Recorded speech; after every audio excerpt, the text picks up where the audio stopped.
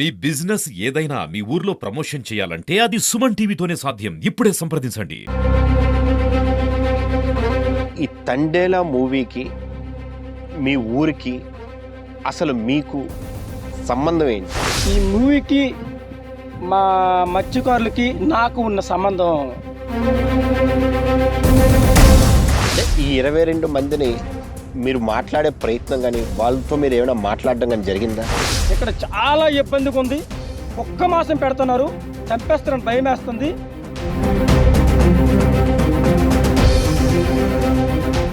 అసలు వాళ్ళు మిమ్మల్ని కలిసేటప్పుడు కానీ ఏ విధంగా స్పందించారు? నాగ చైతన్య దీనిపైన ఎటువంటి reaction?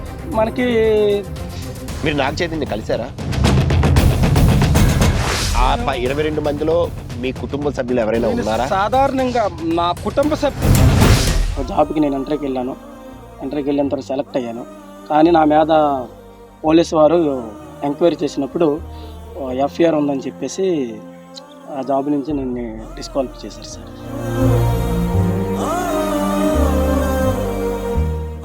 Hi, hello, welcome to Suman TV. నేను మీ పవన్ని. ఈరోజు శ్రీకాకుళంకి ఉన్నటువంటి గొప్ప ప్రాముఖ్యత ఎంతో ఉంది. కలియుగ ప్రత్యక్ష దైవమైనటువంటి సూర్యభగవానుడు ఉన్నటువంటి కొలువై ఉన్నటువంటి ఊరు మన శ్రీకాకుళం. అదేవిధంగా దశావతారాల్లో ఒక అవతారంగా చెప్పబడినటువంటి శ్రీకూర్మం కొలువైనటువంటి ఊరు కూడా మన శ్రీకాకుళం. అటువంటి మన శ్రీకాకుళం మరో మకుటాన్ని అయితే రేపటి నుంచి తీసుకోబోతుంది. ఇది శ్రీకాకుళం ఖాతాలో మరో గొప్ప ప్రాముఖ్యత అయితే సంతరించుకోబోతుంది. అదేంటో కాదండి, రేపు రిలీజ్ కాబోతున్నటువంటి దేశవ్యాప్తంగా release కాబోతున్నటువంటి Naga Chaitanya movie తండేలా movie. అయితే ఈ తండేలా మూవీకి శ్రీకాకుళంకి ఏంటి సంబంధం అని ఆలోచిస్తున్నారు కదా? ఎస్, ఉన్నదండి. ఆ సంబంధం ఏంటి అంటే, ఇప్పుడు మీరు చూస్తున్నారు కదా, డి మచ్చలేశం. శ్రీకాకుళంలో ఒక పంచాయతీ అయినటువంటి డి మచ్చలేశం. ఈ డి మచ్చలేశంలో కంప్లీట్గా జీవనాధారం గడుపుతున్నారు చేపల వేటపై. సో చేపల వేటతో జీవనాధారం గడుపుతున్నటువంటి డి మచ్చలేశానికి తండేలా మూవీకి సంబంధం ఏంటా? ఎస్, ఉన్నది. అదే మత్స్యకారులు పడుతున్నటువంటి సమస్యలు, మత్స్యకారులు వేటకు వెళ్తున్నప్పుడు వారికి ఎదురైనటువంటి సమస్యలు, వీటన్నిటిపైన తెలుసుకొని ఒక కథనైతే చిత్రీకరించడం జరిగింది. యథార్థ ఘటన 2018 మత్స్యకారులు పాకిస్తాన్ బోర్డర్పై చిక్కుకొని, ఆ పాకిస్తాన్ బోర్డర్లో చిక్కుకున్నటువంటి మత్స్యకారులు 14 నెలలు పాకిస్తాన్లోని కారాగారంలోనూ అయితే ఉండడం జరిగింది. అటువంటి 14 నెలలు కారాగారంలో ఉన్నటువంటి 22 మంది మత్స్యకారుల్ని ప్రభుత్వము, ఇక్కడ ఉన్నటువంటి పెద్దలు, ఇక్కడ ఉన్నటువంటి ప్రతి ఒక్కరూ తన కుటుంబాన్ని విడుదల కావాలని చేసినటువంటి ఒక పోరాటమే ఈరోజు ఆ మత్స్యకారులు విడుదలైతే జరిగింది. అటువంటి ఇవన్నీ యథార్థ సంఘటనలను ఆధారంగా చేసుకొని ఇక్కడ సినిమానైతే చిత్రీకరించారు. అటువంటి సినిమా చిత్రీకరించినటువంటి రియల్ స్టోరీని, రియల్ హీరోస్ని కలుసుకునే ప్రయత్నం చేద్దాం. నాతో పాటు మీరు ఊర్లోకి రండి. ఫ్రెండ్స్, చెప్పాను కదా, డి మత్స్యలేశంలో ఒక యథార్థ సంఘటన తండేలా మూవీ గురించి అయితే దీని మొత్తానికి అసలు ఈ స్టోరీని సినీ పరిశ్రమ వరకు చేరడానికి కానీ, అదేవిధంగా ఈ మత్స్యకారులు 14 నెలలు పాకిస్తాన్ జైల్లో ఉన్నప్పుడు బయటికి తీసుకురావడానికి ముఖ్య కారకంగా ఒక వ్యక్తి అయితే ఉన్నారని చెప్పాను. ఈరోజు ఆ వ్యక్తిని చూపిస్తానన్నాను కదా, ఆ వ్యక్తి ఎవరో కాదు, గురుమూర్తి. డి మత్స్యలేశంలో గురుమూర్తిగా ఉన్నటువంటి వ్యక్తి. ఒక్కసారి ఆయన మాటల్లోని అసలు ఈ స్టోరీ ఏంటి, ఎందుకు ఇలా జరిగింది, ఈ కథ ఏంటి, సినిమా వాళ్ళు ఇక్కడ రావడం ఏంటి, నాగ చైతన్య శ్రీకాకుళం వచ్చి ఈ మారుమూల పల్లెటూరు అనేటువంటి డి మత్స్యలేశంలో షూటింగ్ తీయడం ఏంటి, అసలు ఇవన్నీ వినడానికే వింతగా ఉంది కదా. అసలు అటువంటి దగ్గరుండి చూసి వీటన్నిటికీ కారణమైనటువంటి గురుమూర్తిని కలుద్దాం. ఒకసారి నాతో పాటు రండి. గురుమూర్తి గారు, హాయ్ అండి, వెల్కమ్ టు సుమన్ టీవీ. గురుమూర్తి గారు, అసలు మీరు ఏం చేస్తుంటారు సార్? నేను అడ్వకేట్ అండి, శ్రీకాకుళం.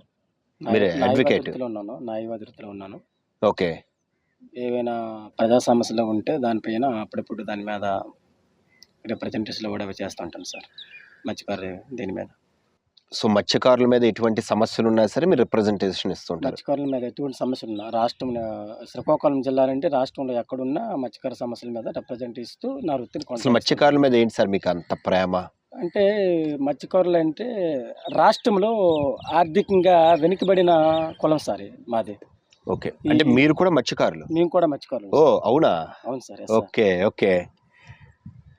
సో ఇప్పుడు ఈ తండేలా మూవీకి మీ ఊరికి అసలు మీకు సంబంధం ఏంటి? ఒక్కసారి మీ మాటల్లో మా ప్రేక్షకులు తెలుసుకోవాలనుకుంటున్నారు.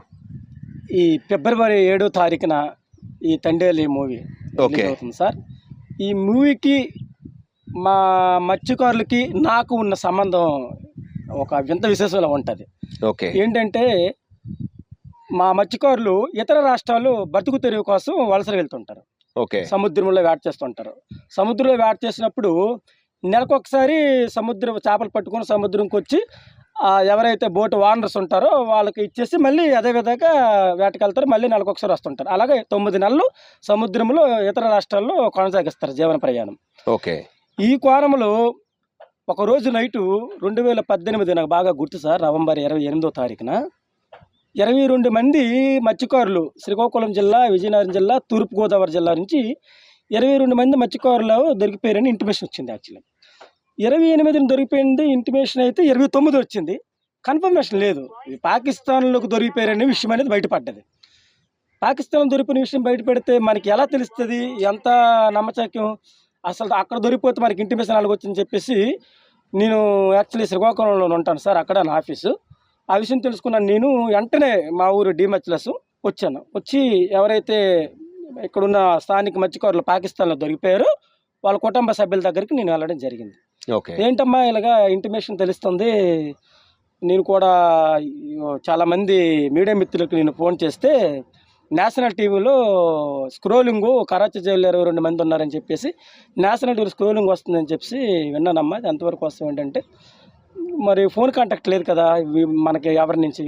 ఆ తర్వాత 29వ డేట్కి కన్ఫర్మేషన్ అనేది వచ్చింది అన్ని పేపర్లో, ఇంటర్నేషనల్ పేపర్లో, నేషనల్ పేపర్లో 22 మంది పేర్లతో కాకుండా జనరల్గా 22 మంది దొరికిపోయిన వచ్చింది. ఓకే. ఆటోమేటిక్గా అప్పుడు ఇంటిమేషన్ అనేది మన గవర్నమెంట్కి కూడా తెలిసిపోయింది.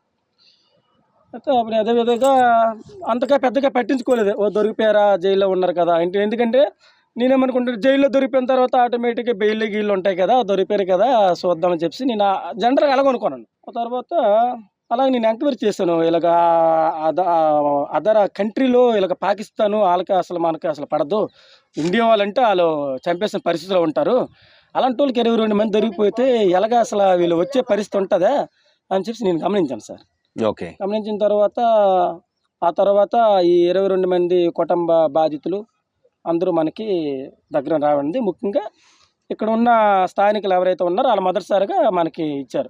పలానా వ్యక్తి గురుమూర్తి ఉంటారు, ఆయన ఈ గ్రీవెన్స్ల మీద పొలిటికల్ లీడర్స్కి ప్రతి మధ్యకారు సమస్య కలుస్తుంటారు అని చెప్పి వాళ్ళకి ముందు నుంచి ఇంటిమేషన్ మనం వచ్చారు మన దగ్గరికి. అందరూ ఏడుస్తుండ్రు వచ్చి, ఏమైందమ్మా ఎందుకు మరి ఆడమంటే లేదు చంపేస్తారట, వాళ్ళకి విడిచిపెట్టరాట అని చెప్పేసి ఆ విధంగా మాట్లాడుతున్నారు. అప్పుడు ఎందుకమ్మా మీరు ఆడడం అని చెప్పి కన్నీరు మున్నీరు పెట్టుకుంటున్నారు. ఆ సమయంలో వాళ్ళకి ఒక భరోసా ఇచ్చాము, ఎలాగైనా తెస్తానమ్మా, ఎందుకంటే నేను న్యాయ వృత్తిలోనే ఉన్నాను, ఇక్కడ ఎవరైనా అరెస్టులు అయితే వాళ్ళకి బెయిల్ పెట్టేసి లేట్ అయినా తెచ్చే పరిస్థితి ఉంటుంది, దీని మీద నాకు నాలెడ్జ్ ఉంది, ఏదో విధంగా ఎక్కడో ఒక చోట యాక్ట్ ఉంటుంది, ఇంటర్నేషనల్ యాక్ట్ అయినా ఉంటుంది, ఆ యాక్ట్ ప్రకారమైన ఏదో విధంగా తేవడం మీద కనపడుతుందాం, మీరు ఆడవద్దామని చెప్పేసి అక్కడి నుంచి స్టార్ట్ చేసాం సార్. స్టార్ట్ చేసిన తర్వాత ఇక నా 22 మంది ఫ్యామిలీలకి, అంటే ఈ 22 మందిని మీరు మాట్లాడే ప్రయత్నం కానీ వాళ్ళతో మీరు ఏమైనా మాట్లాడడం కానీ జరిగిందా? 22 మంది వచ్చిన తర్వాత 22 మంది ఫ్యామిలీలతో మాట్లాడడం జరిగింది. అంటే వాళ్ళు జైల్లో ఉన్నప్పుడు ఏమైనా కాంటాక్ట్? వాళ్ళ జైల్లో ఉన్న కాంటాక్ట్ లేదు. మనం యాక్చువల్లీ వీళ్ళని ఎలాగా ఇన్ఫర్మేషన్ ఇవ్వాలని చెప్పేసి ఆలోచించినప్పుడు ఈ స్క్రోలింగ్ టీవీలో కరాచీ జైల్లో ఉన్నారన్న స్క్రోలింగ్ వచ్చింది కదా, ఓకే, ఆ అడ్రస్లు పట్టుకొని మనం అక్కడికి ఉత్తరం రాసాం. మీరు ఇక్కడ డైరెక్ట్ గా పాకిస్తాన్కి మనం ఉత్తరం రాసాం. ఓకే. ఇలాగ దొరికిపోయారని మాకు తెలిసింది అని చెప్పేసి ఈ గనగల రామారావు పేరున రాసాం మనం. ఓకే. రాసిన తర్వాత ఒక 22 రోజులకో 23 రోజులకో వాళ్ళకి అందినట్లుంది. ఓకే. వాళ్ళకి అందిన తర్వాత మనకు అక్కడి నుంచి ఒక 30 రోజులకో 32 రోజులకో మరొక ఉత్తరం వచ్చింది. రిటర్న్ మళ్ళీ ఉత్తరం వచ్చింది. పాకిస్తాన్ నుంచి మన వాళ్ళు ఉత్తరం రాశారు, మనకు అందింది, పోస్ట్ మనీ ఇచ్చారండి. అప్పుడు వీళ్ళందరూ ఫోన్ మళ్ళీ వచ్చినంత వరకే మళ్ళీ చదివి వినిపించాలి కదా, అంటే అప్పటికి నేను మరి నా శ్రీకాకుళం ఆఫీస్లో అక్కడ నేను స్థిరస్థాయిగా ఉంటాను, కానీ వీళ్ళ కోసం నేను గ్రామ స్థాయిలో మళ్ళీ ఉండడం జరిగింది, ఎందుకంటే వచ్చి పోతుంటారు, అందుబాటులో ఉంటే బాగుంటుంది కదా అని చెప్పేసి. ఆ విధంగా మళ్ళీ ఉత్తరం చదివాం. ఉత్తరం చదివిన తర్వాత ఆ ఉత్తరంలో వాళ్ళు ఏం రాశారంటే, ఇక్కడ చాలా ఇబ్బందిగా ఉంది, కుక్క మాసం పెడుతున్నారు, చంపేస్తారని భయం వేస్తుంది. మరి అంతకుముందు ఈ ఇండియా పాకిస్తాన్ అనేక నేపథ్యంలో గొడవలు చర్చలు జరిగాయి. ఈ విధంగా ఉన్న పరిస్థితి. ఎలాగైనా మీరు పొలిటికల్గా యుద్ధం చేయాలి, యుద్ధం చేస్తే తప్పకుండా మేము వస్తాము, ఎందుకంటే విడిచిపెట్టే పరిస్థితి లేదు. మేము భయభ్రాంతులు గురి చేస్తున్నాము. అక్కడ సరిగ్గా భోజనం కానీ నీరు కానీ తాగకుండా కోవట్లేదని చెప్పి చాలా బాధాకరంగా రాశారు. నాకే ఏడుపు వస్తుంది అది చూసి. ఏంటి ఎంత దారుణమాగా. నేను జనరల్గా ఏమనుకున్నానంటే మన జైలు ఉంటాయి, అంపోల్ జైలు, మరి విశాఖపట్నం సెంట్రల్ జైలు అంటే ఇక కామన్గా 3 పూట్ల భోజనం పెడతారని చెప్పి సాధారణంగా అలాగే అనుకున్నాను. కానీ అలా ఉత్తరంలో రాసిన తర్వాత నాకు నిద్ర రాలేదు సార్ ఆ రోజు. ఇంత దారుణంగా ఉందా, వీళ్ళని ఎలాగైనా తేవాలి, ఎవరు కాళ్ళు పట్టుకొనైనా తేవాలి. ప్రతినిధులది 22 మందికి శ్రీకాకుళం తీసుకొచ్చే బాధ్యత తీసుకోవడానికి మత్స్యకార సంఘ నాయకులకి నేను ఎప్పుడు చేయను సార్. నా నుంచి నేను ఒక్కడనే పోరాటం చేయలేను, ఇది నా ఒక్కడ వాళ్ళ సాధ్యం కాదు, మీరందరూ రంగంలో దిగాలి, మీరందరూ ఉంటే నేను ఉంటానని చెప్పేసి అందరినీ అప్రోచ్ చేస్తే ప్రతి ఒక్కరు వాళ్ళ బాధ చూసి ముందడుగులు వేశారు. ఓకే. సో మరి ఇలాగ జరిగిన దానికి అసలు సినిమా పరిశ్రమకి మీ కథ ఎలా తెలిసింది? వాళ్ళు మీ దగ్గరికి వచ్చారా, మీరు వాళ్ళ దగ్గరికి వెళ్ళారా? అసలు ఏం జరిగింది? ఎప్పుడైతే ఈ 22 మంది కుటుంబాలకి తేవడానికి కృషి చేస్తున్న ఫలితంలో దేశవ్యాప్తంగా పెద్ద సంచలనమైన న్యూస్ అయిపోయింది. ఈ 22 మందిని తెచ్చింది ఎవరు, ఈ 22 మందిని విడుదల చేసింది ఎవరు, అసలు ఎలా సాధ్యమైంది? చాలా మంది ఇండియాలో దొరికిపోయారు. ఎందుకంటే ఇండియాలో ఇతర రాష్ట్రాల్లో కూడా ఉన్నారు, వీళ్ళలాగా వాళ్ళే దొరికిపోయారు. వాళ్ళు రాలేదు. తమిళనాడులో దొరికిపోయారు, కర్ణాటకలో దొరికిపోయారు, కేరళలో దొరికిపోయారు. వాళ్ళు ఆంధ్రప్రదేశ్లో ఉన్న ఎలాగ సాధ్యమైంది అనే విషయం మీద పేపర్లు అందరూ, సినీ పరిశ్రమ, పత్రిక ప్రకటనలు, ఇంటర్నేషనల్ పేపర్లు, the yawns India, the Hindu పేపర్లు, ఇవన్నీ పేపర్లు చూసి ఇది ఎక్కడ జరుగుతుంది, ఎవరు దీన్ని ఎన్నుకున్నారు, దీని కథ ఏంటని చెప్పేసి ఆ సినీ బృందం తను క్లుప్తంగా విషయాన్ని కనిపెట్టి మన దగ్గరికి శ్రీకాకుళం నుంచి ఫస్ట్ కార్తిక్ అని చెప్పి మన శ్రీకాకుళం లోకల్ బాయ్ ఆయన నాకు ఎప్పుడు చేయరు. సార్ మీ నంబరు చాలా రోజులైంది సార్, వారం పట్టింది సార్ మీ నంబర్ తీసుకోవడానికి, ఈ విధంగా ప్రయత్నించాను, చివరి స్థానంలో ఒక ప్రెస్ ఆయన దగ్గర నేను తీసుకున్నాను సార్, మిమ్మల్ని నేను కలుస్తాను సార్ అని చెప్పి కార్తిక్. అసలు ఎవరు ఈ కార్తిక్? ఎవరు ఈ కార్తిక్కే ఈ తండేలి పూర్తి స్థాయిలో రచయిత. ఓకే, అంటే ఈ స్టోరీ మొత్తాన్ని రాసింది కార్తిక్ రచయిత. అయితే ఈ అంటే స్టోరీ మొత్తం అంటే జనరల్గా ఆయన ఫస్ట్ మనకు కలిసారు. అప్పటికి ఆయన స్టోరీ రాసారో లేదో మనకు తెలియదు. ఈ విధంగా ఉంది. ఏంటి అసలు ఏంటి కథ మొత్తం మీరు చెప్పగలరా, విశ్లేషణ చేయగలరా?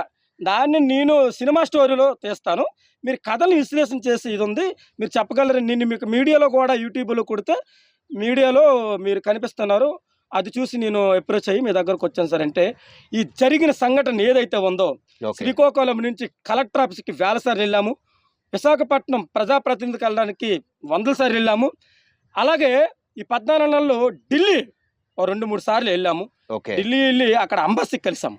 అంబాసీకి కలిసిన వెంటనే ఆ ప్రభుత్వాలు కూడా ఎంపీలకు కూడా ఎంటర్ చేసింది, ప్రజాప్రతినిధి రాజకీయ కోణంలో ఎంపీలకు కూడా ఎంటర్ చేసింది. 2 ప్రభుత్వాలు, గత 2014 ఉన్న ఆ ప్రభుత్వము, అలాగే 2019 ఉన్న వైఎస్ఆర్ కాంగ్రెస్ పార్టీ, అన్ని ప్రభుత్వాలు కూడా దీన్ని కృషి ఫలితం ఉంది. ఆ ప్రభుత్వాలతోనే యుద్ధం చేసే ఈ సమయంలో ఇవన్నీ తెలుసుకొని ఢిల్లీ వెళ్ళాం. అక్కడ అంబాసీ కలవడానికి ఎంపీలు అందరూ చాలా కష్టపడ్డారు. 22 మంది ఫ్యామిలీకి ట్రైన్లో తీసుకుని వెళ్ళాం మనమే, మత్స్యకార సంఘం నుంచి అందరూ ప్రధాన పాత్ర మంది. ఇవన్నీ తీసుకుని కల్పించిన తర్వాత అక్కడ ఆంధ్ర భవనంలో మాకు ఒక భవనం ఇచ్చారు, ఆ భవనంలో ఉన్న కల్పించిన తర్వాత అంబాసీ అక్కడి నుంచే కాల్ చేశారు పాకిస్తాన్ అంబాసీకి. వీళ్ళందరూ ఇంటిమేషన్ లిస్ట్ మొత్తం మనం ఇచ్చాం 22 మందిది. ఇవ్వగానే వెంటనే కాల్ చేసి లిస్ట్ ఇవ్వండి, మరి మీకు తప్పకుండా విడిపించే అవకాశం ఉంటుందని చెప్పేసి ఆయన మనకు భరోసా ఇచ్చారు. భరోసా ఇచ్చినంత ఆయన తర్వాత తగిన ప్రధానమంత్రికి కూడా ఈ విషయం ఆయన అంబాసీ. అయితే ఇప్పటి వరకు ఇక్కడ ఉన్నటువంటి మత్స్యకారులు అక్కడికి వెళ్ళడం కానీ, వేటకు వెళ్ళి దొరికిపోవడం కానీ, ఇవన్నీ ఒక ఎత్తు అయితే, అసలు నాగ చైతన్య ఈ మీ ఊరొచ్చి ఈ కథంతా ఇక్కడ జరిగినటువంటి మత్స్యకారుల బాధలు తను విని దానిపైన ఒక మూవీని అయితే ఇక్కడే ఈ గడ్డపైనే, ఈ డీమచ్చలేసం, శ్రీకాకుళంలో ఉన్నటువంటి డీమచ్చలేసం ఈ సముద్ర తీరంలోనే షూటింగ్ జరిగింది అంటున్నారు. అసలు వాళ్ళు మిమ్మల్ని కలిసేటప్పుడు కానీ ఏ విధంగా స్పందించారు? నాగ చైతన్య దీనిపైన ఎటువంటి రియాక్షన్? మనకి మీరు నాగ చైతన్య కలిసారా? నాగ చైతన్య కలిశాను. కార్తిక్ ఫోన్ చేశారు. ఆ బ్రదరు నాగ చైతన్య వస్తున్నారు, మొన్న మీ స్టోరీ నాకు చెప్పారు కదా, అది నేను చందిముండే డైరెక్ట్ చెప్పాను, ఓకే. అది అలా అలా సినీ ఇండస్ట్రీకి పూనుకుంది, నాగ చైతన్య వస్తున్నారు అని చెప్పేసి మన కార్తీక్ ఇంటిమేషన్ ఇచ్చారు. ఓకే. ఇచ్చిన తర్వాత నాగ చైతన్య రావడం ఏంటి మా ఊరు ఎప్పుడో 2020 జనవరి 6న వీళ్ళు విడుదలయ్యారు వాఘాబోర్డ్ నుంచి, ఓకే. పాకిస్తాన్ నుంచి. వాళ్ళ పుట్టినరోజు ఏదో ఉందంటే 2006 పునర్జన్మ. ఓకే. 22 మంది పుట్టినరోజు జనవరి 2020 జనవరి 6 ఓకే. వీళ్ళు పుట్టినరోజు. యాక్చువల్లీ నాకు బాగా గుర్తు, ఎందుకంటే వాళ్ళు పాకిస్తాన్ నుంచి వచ్చారు కాబట్టి పునర్జన్మ వాళ్ళకి ఓకే. అందరు కల్పించినది. అయితే కార్తీక్ ఫోన్ చేసి నాగ చైతన్య వస్తున్నారు బ్రదర్ సింపుల్గా అన్నారు. నాగ చైతన్య ఎవరు అంటే లేదండి, ఆయన అర్ధరాత్రి నాకు 11:30 ఆ టైంలో చేశారు. ఓకే. చేసి అప్పుడు నేను వెంటనే వీళ్ళందరికీ ఇంటిమేషన్ ఇస్తాను, ఓకే.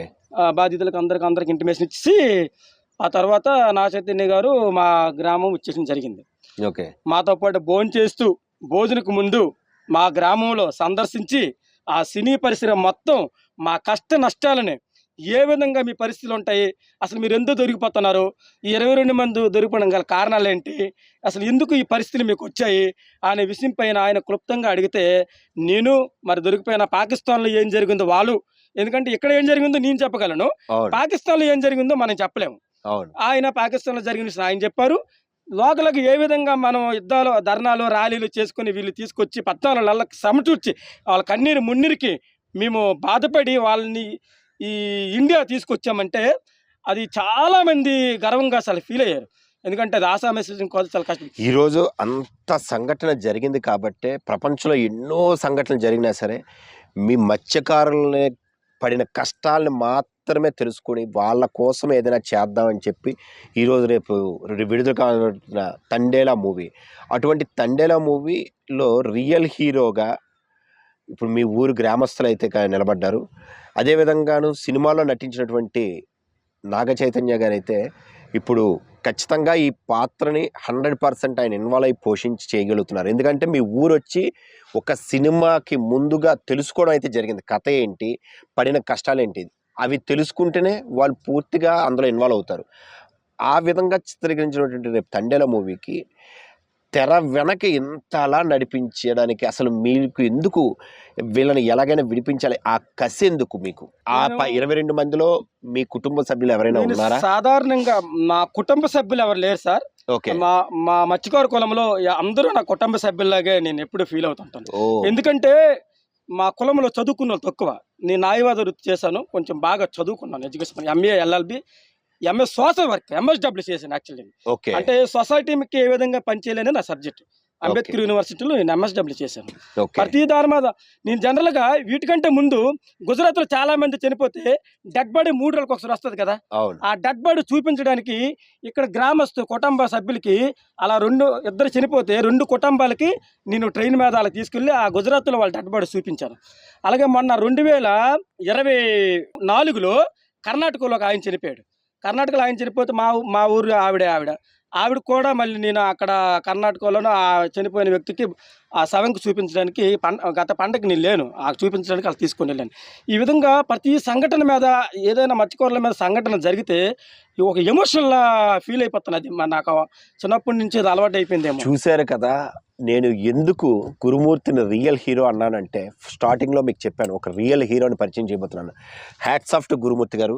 నిజంగా సొసైటీలో జరిగినటువంటి అన్యాయాలపైన స్పందిస్తూ అంటే ఖచ్చితంగా ఒక భారత పౌరుడిగా మీ ఊర్లో జరిగిన కష్టం మీదిగాను మీరు ఇన్వాల్వ్ అయ్యి చేస్తున్నందుకు నిజంగా సుమన్ టీవీ నుంచి హ్యాట్స్ ఆఫ్. సార్ చెప్పండి, ఈ మత్స్యకార సంఘం నాయకుల కోసం నేను అనేకమైన ఇదాలు చేసినప్పుడు నా మీద ఈ మత్స్యకార రిజర్వేషన్ల పైన చాలా మా ఊరి యాచరి అది కనిపిస్తుంది కదా, యాచరి ఆ ఫ్యాక్టరీ మీద మేము నీరు కాలుష్యం అయిపోయిందని చెప్పేసి ధర్నాలు చేసినప్పుడు నా మీద FIR పడ్డాయి.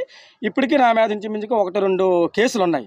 ఈ కేసులు నా వ్యక్తిగత కేసులు కాదు. యాక్చువల్లీ ఈ కేసులన్నీ మత్స్యకారు కులానికి సంబంధించిన కేసులు ఉన్నారు. ఆ విధంగా చేశాను. దానివల్ల నేను ఒకసారి నాకు ఎంట్రీకి వెళ్ళాను ఒకసారి సార్. ఎంట్రీకి వెళ్ళేటప్పుడు యాక్చువల్లీ సెలెక్ట్ అయ్యాను. నేను నాకు చాలా బాధ అనిపించింది. ఒక జాబ్కి నేను ఎంట్రీకి వెళ్ళాను. ఎంట్రీకి వెళ్ళిన తర్వాత సెలెక్ట్ అయ్యాను. కానీ నా మీద పోలీసు వారు ఎంక్వైరీ చేసినప్పుడు FIR ఉందని చెప్పేసి ఆ జాబ్ నుంచి నన్ను డిస్క్వాలిఫై చేశారు సార్. అయినా సరే మీరు బాధపడాల్సిన అవసరం లేదు. కారణం ఏంటంటే మీరు ఒక ఉద్యోగంలోకి వెళ్ళి స్థిరపడిపోతే మీ కుటుంబం మాత్రమే బాగుంటుంది. అదే మీరు ఊరిలో నిలబడి పోరాటం చేస్తే ఊరే బాగుంటుంది. కాబట్టి మీకు జరిగింది. ఒక నాయకుడికి, ఒక విప్లవకారుడికి కేసులు అన్నవి కొత్తవి కాదు.